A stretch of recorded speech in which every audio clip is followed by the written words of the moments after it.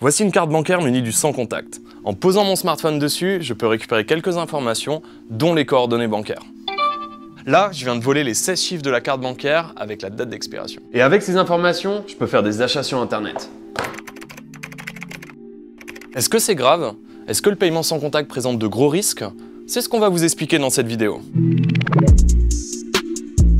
Il y a beaucoup de légendes urbaines sur les risques du sans contact. On va vous expliquer ce qui est possible et ce qui n'est pas possible. On imagine souvent qu'un voleur va se balader avec un terminal de paiement dans la poche et vous débiter de l'argent en se collant à vous. Dans les faits, c'est trop compliqué et trop risqué pour les petites sommes que ça peut rapporter. En revanche, la vraie faille du sans contact, c'est que quelqu'un pourrait vous dérober vos coordonnées bancaires de manière indétectable. C'est ce qu'on vous montrait au début de la vidéo.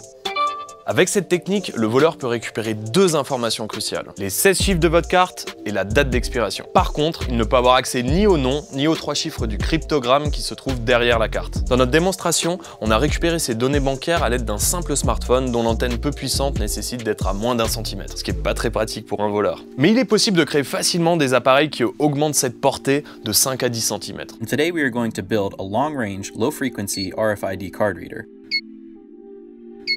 Il existe même des antennes plus complexes qui peuvent capter votre carte jusqu'à 1 mètre. En théorie, un voleur pourrait dérober vos informations dans la rue, dans un festival, dans les transports en commun, juste en vous frôlant. Et tout ça de manière indétectable. Et concrètement, avec ces informations, peut-on ensuite vous voler de l'argent?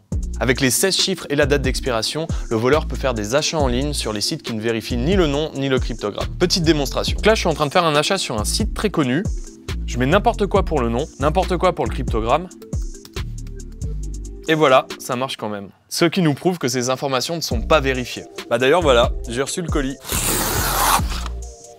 Et du coup, ce que j'ai commandé, c'est un portefeuille pour me protéger de ce genre d'attaque. Je vous en parle juste après. Là, je l'ai fait avec un montant relativement faible, 15 €, mais on va tester la sécurité avec un montant bien plus élevé. Donc là, je suis chez moi et je vais tester avec un montant de plus de 100 €.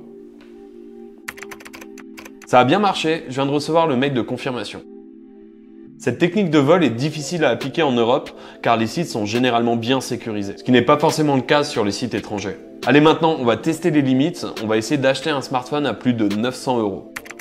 Cette fois-ci, ça n'a pas marché. Au bout de 2 minutes, j'ai reçu un email m'indiquant que ma carte de paiement avait été suspendue. À cause du montant élevé, des vérifications supplémentaires ont été faites et la fraude a été détectée. Est-ce que ce type d'arnaque est répandu? Une grande banque française nous a répondu que c'était un fantasme de journaliste. De notre côté, nous n'avons pas trouvé d'informations invalidant ou confirmant l'existence de ce type d'arnaque. Car une chose est sûre, la grande force de cette fraude, c'est qu'elle est inquantifiable. Si un jour on vous vole vos données, vous ne saurez jamais vraiment si ça vient du sans contact ou d'une autre technique de vol sur Internet. C'est donc pour ça qu'il existe des dispositifs pour se protéger d'attaques éventuelles. On va en tester 3. D'abord, une simple feuille d'alu. Elle bloque les ondes par un principe de cage de Faraday. Si vous entourez votre carte avec un simple papier d'alu, elle est protégée. On vérifie.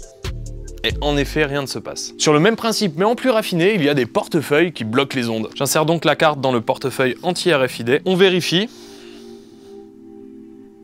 Rien ne se passe. Dernière technique, une carte de protection qui va émettre un champ magnétique et brouiller les ondes radio. Et là, je mets les deux cartes côte à côte, on vérifie, le signal est bien brouillé. Enfin, si vous ne souhaitez pas utiliser le sans contact, sachez que votre banque est dans l'obligation de vous fournir une solution. Soit en désactivant le sans contact sur votre carte, soit en vous proposant une carte sans NFC, soit en vous fournissant un étui de protection.